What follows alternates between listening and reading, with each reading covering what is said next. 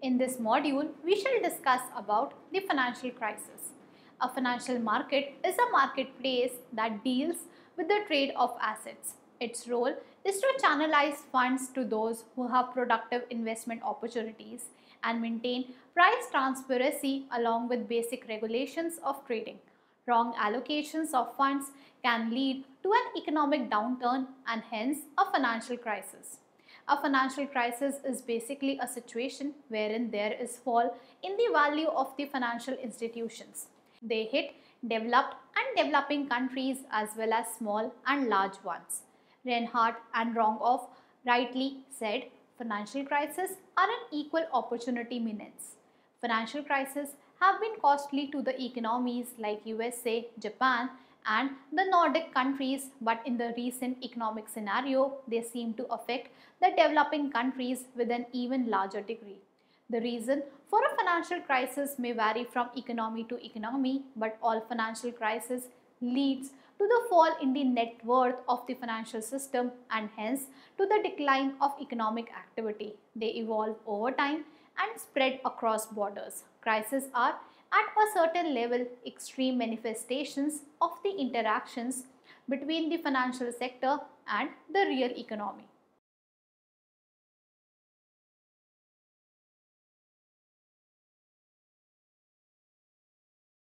After studying this module, you shall be able to know about the anatomy of financial crisis, know about the symptoms of financial crisis, know about the consequences of financial crisis, discuss the policy solutions, study the US financial crisis of 2008, evaluate the effects of financial reforms. Let us first discuss the anatomy of financial crisis. There is nothing more dangerous than incomplete knowledge. Lack of information, also known as asymmetric information, can hinder the efficiency of the financial institutions in an adverse manner. The smooth working of the financial market is impeded when one party in a financial contract has less knowledge than the other party, which leads to the inaccuracy in making decisions. For example, a borrower has more knowledge about the risk involved in the financial contract than the lender.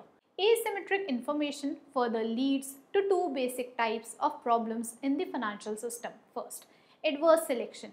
Adverse selection is an asymmetric information problem that occurs before the transaction occurs when potential bad credit risk are the ones who most actively seek out a loan. Thus, the parties who are the most likely to produce an undesirable adverse outcome are most likely to be selected. Second, moral hazard. A moral hazard is a situation where a party will take risk because the cost that could incur will not be felt by the party taking the risk. Moral hazard occurs after the transaction occurs because the lender is subjected to the hazard that the borrower has incentives to engage in activities that are undesirable from the lender's point of view. Moral hazard occurs because the borrower has incentives to invest in projects with high risk in which the borrower does well if the project succeeds, but the lender bears most of the loss if the project fails. So even though there are good credit risk in the marketplace, lenders may decide to not make a loan just because adverse selections and moral hazard make it less likely that a borrower will pay back the loan.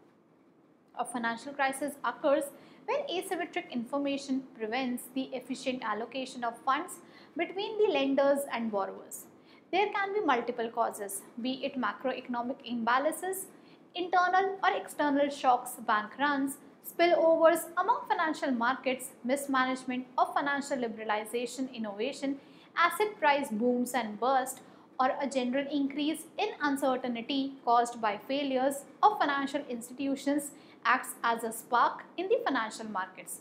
Financial liberalization, elimination of restrictions on financial markets, promotes financial development in the long run, but in the short run can lead to a credit boom, that is, it can encourage financial institutions to go on a lending spree which might lead to overly risky lending even in the presence of government lenders.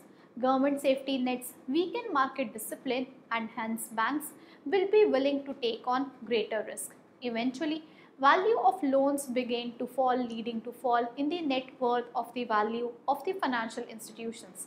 This all leads to deleveraging, and the lenders, seeing the risk, starts pulling out their funds of the institutes. Lesser funds imply lesser loans, and hence a lending boom turns into lending crash. Scarcity of loans leads to fall in the spending of borrowers, leading to decline in aggregate demand, and hence the economic activity contracts.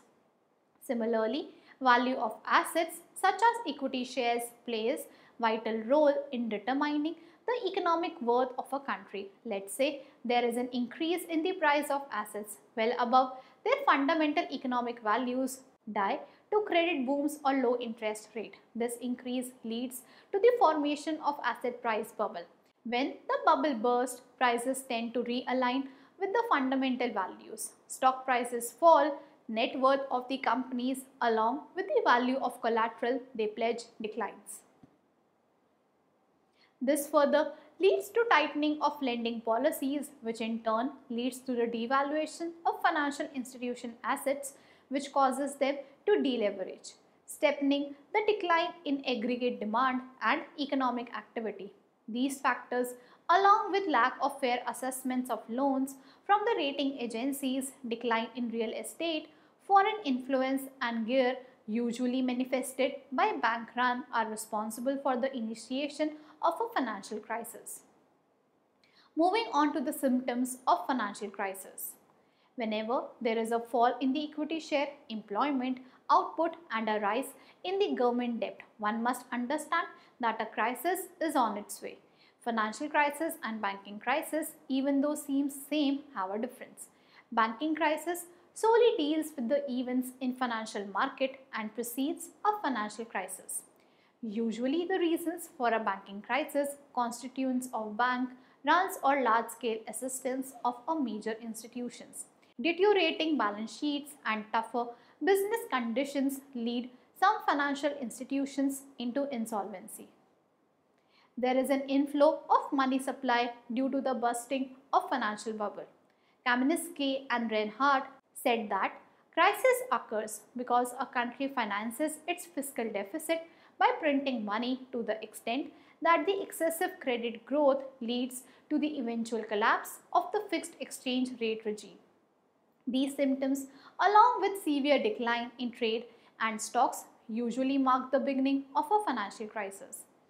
Let us now discuss the policy solutions. In order to manage the financial stability, monetary policy and macroprudential regulation can be utilized, but it was argued that using monetary policy can be dangerous. An increase in the interest rate would eventually lead to unemployment and might even result in deflation. But macroprudential regulation is a less controversial option. A regular check on the financial regulation can prevent credit boom and hence any asset price bubbles. Implementing policies at the initial stages or reassuring that the credit standards are sufficiently high can help improve the performance of both financial system and the economy. Next, moving on to the case study, US financial crisis 2007-2009. Following the dot-com bubble, US economy was already slumping into a recession, and it was then that the terrorist attack of 9/11 happened, which stroked the ultimate symbol of global economy, the Twin Towers of World Trade Center. In the spring of 2001, Federal Reserve started lowering interest rates from 6.5% to 1% till 2003 to keep employment down and to save companies on a brink. Citizens were asked to shop more. Politicians encouraged home ownership by creating subsidies and legislations that pushed lenders to lend. The low interest rate led to the increase in the investment in the household sector and hence to the creation of the housing bubble. Now bigger home equity loans, also known as NNA or no income, no asset loans. Government further introduced two home mortgage financing companies, Fannie Mae and Freddie Mac, to encourage minority markets. These companies donated more than $200 million to the politicians, and hence they played the role of both a GSE and then a ESG afterwards. Lenders were carefree about their money. This, in a way, created a situation of moral hazard for the borrowers. Banks started selling the mortgages further to others, Germany, China, and Norway, in the form of securities, and everybody was willing to buy them because the rating agencies gave them high and wrong ratings, that is AAA, as they were being paid by the sellers themselves for doing the same. But in 2006, this spell was broken as the interest rate realigned themselves to their normal value. People could no longer take new loans to pay off old loans. The mortgage securities became increasingly worthless and people with low income could not afford to live. Rating agencies removed the ratings and investors stopped lending money. The financial crisis in US economy starting with an economic crisis. To save the economy after the 9/11 and dot-com bubble collapse, government tried to save the economy by inflating another bubble, which on bursting led to the real estate credit crisis. But then, in order to get out of the financial crisis, a new rather big bubble was inflated, the global bubble. This was the bailout bubble. Seeing the economy falling due to recession and no sales or exports in the economy, they decided to stimulate packages. Money was fueled in the economy to keep it working. It was not only United States but China, Australia, United Kingdom and many more economies. By September 2008, US economy collapsed. Fannie Mae and Freddie Mac were taken over by the government. September 15, 2008, the Lehman Brothers collapsed, resulting in near breakdown of the world's financial system. If not financed by the government with $85 billion, AIG, world's biggest insurer, would have collapsed, which would have added to the global financial crisis, and it could have affected millions of lives. On October 13, Congress agrees for the biggest financial bailout, that was $700 billion. But it was a waste of money as the objective for the bailout was not specified, which led to uneven distribution of money in the economy. By November 13, there was a job holocaust in the economy, and by December 16, interest was practically reduced to 0% by the Fed to restore investors' confidence. The same mistake was repeated again, but this time US economy was not alone. This was a step taken at global level, and it was a suicidal step. By the end of the year, all major economies were in recession. Unemployment rate was around 7.2% in December, and US lost almost 2 million jobs in the last 4 months. Economic output fell by 0.5%. Alan Greenspan, former chairperson of the Fed, described the 2007-2009 financial crisis as once in a century credit tsunami. Brian T. Moynihan, CEO and President, Bank of America, said, "Over the course of this crisis, we as an industry caused a lot of damage. Never has it been clearer how mistakes made by financial companies can affect Main Street, and we need to learn the lessons of the past few years. One must notice that it was the lenient behavior of the government that indirectly led to the whole chaos. Had it been the government was a little more careful with the policies and bailout, the recession could have been avoided." Let us now discuss the effects of financial reforms on the economy. As discussed earlier, the working of the financial market can have adverse effects on the economy as whole. Sometimes might lead to a depression. So basically, any changes in the financial system will bring about prominent changes in every sector of the economy. Taking into consideration a few financial reforms, we will discuss their effect on the financial markets and hence the system. First, liberalization. Financial liberalization can be referred to as deregulation of control and command system of government and the creation of a platform wherein the market forces provides the price mechanism for the financial institutions. In other words, it is the removal of barriers imposed by government. According to the financial liberalization theory, Shaw and McKinnon, financial liberalization increases savings, which leads to increased investment and hence economic growth. It provides foreign investors incentive to drive up local equity prices permanently, hence reducing the cost of capital. If not liberalization, The monetary policy introduced in a financial repressed economy would have led to imposing high reserve requirements or compulsory holding of bonds, which would have lowered interest rate, discouraging savings and hence crippling down the investment. It has been claimed that it generates tremendous booms and bursts in the short run, and hence the macroeconomic effects of the same remain controversial. But anyhow, it has become an important element in the economic policies of all the developing and developed economy lately. Second, privatization. As the name suggests, privatization is the method of reallocating functions of public assets to the private sector. It is the selling of state-owned assets to the private sector. The main benefit of privatization is the improved efficiency.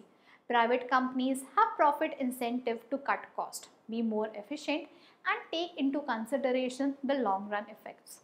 The pressure imposed by the shareholders and increased competitiveness in the market can be the greatest spur to improvements in efficiency. But then the creation of private owned assets by the government itself can lead to creation of a natural monopoly, which might lead to exploitation of consumers due to high prices charged by them. This type of ownership ignores public interest, as their primary objective is profit maximization. So privatization, with its pros and cons, is also a major financial reform that changes the face of the economy. Private companies not only easily raise investment in the financial markets, but also due to higher interest rates charged from them, serve as a useful constraint to promote efficient investments. Third, globalization. Globalization refers to the integration of the world economies via ideas, views, products, and other aspects of culture. It creates a platform for financial markets to trade at international level. Globalization of financial market gives financial institutions more opportunities to extend their area of trade and offer diverse services to the consumers. It gives access to capital flows, technology, human capital, cheaper imports, and larger markets of exports around the world in the form of FDI. It is even observed that globalization sometimes leads to income inequalities, global instability due to interdependence. Kofi Annan, it has been said that arguing against the globalization is like arguing against the laws of gravity. That is, globalization might lead to few bumps in the short run, but protection can make bad situation, and hence globalization is inevitable in the long run. The introduction of liberalization, privatization, and globalization led to a complete makeover of many developed and developing countries like USA and India. Taking into consideration the case of the USA, one would notice that the impact of the economic crisis of the Great Depression in the 1930s and the recent Great Recession of 2008 were very different, as Great Recession was a global crisis.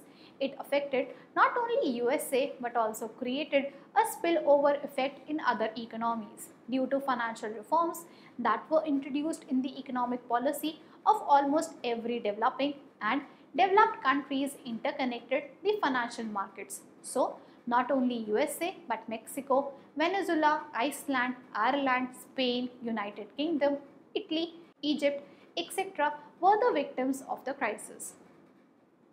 Now we shall discuss the concept of capital mobility and financial integration. Capital mobility is the easy and seamless movement of capital from one country to another. The financial reforms encourage capital mobility, but many did oppose free mobility of private capital, as it was observed to be behind the cessation of crisis during the 1990s. It can affect economic performance in the following ways. A. Via foreign savings. Countries with more open capital account will be able to easily finance its capital account deficit and hence increase volume of foreign savings that, if not accompanied by decline in domestic savings, would increase aggregate savings and hence higher investment followed by economic growth. B. Via efficiency and productive growth. Elimination of capital controls tend to result in high return in investment and higher productive growth. So the ones with capital mobility will be better than the ones with capital controls. See, it may even inflict cost in countries with increased capital mobility, which would limit the benefit to the developing countries, making them more vulnerable to the volatility of global financial markets. Financial integration, as the name suggests, is the process which interlinks different financial markets irrespective of the political or economic boundaries. These integrated economies have synchronized GDP fluctuations and even consumption patterns. It leads to better capital flow and governance, high investment and also sharing of risk. But a high degree of financial integration can also lead to economic instability and may lead to inequality as capital scarce countries can be exploited by the capital rich ones.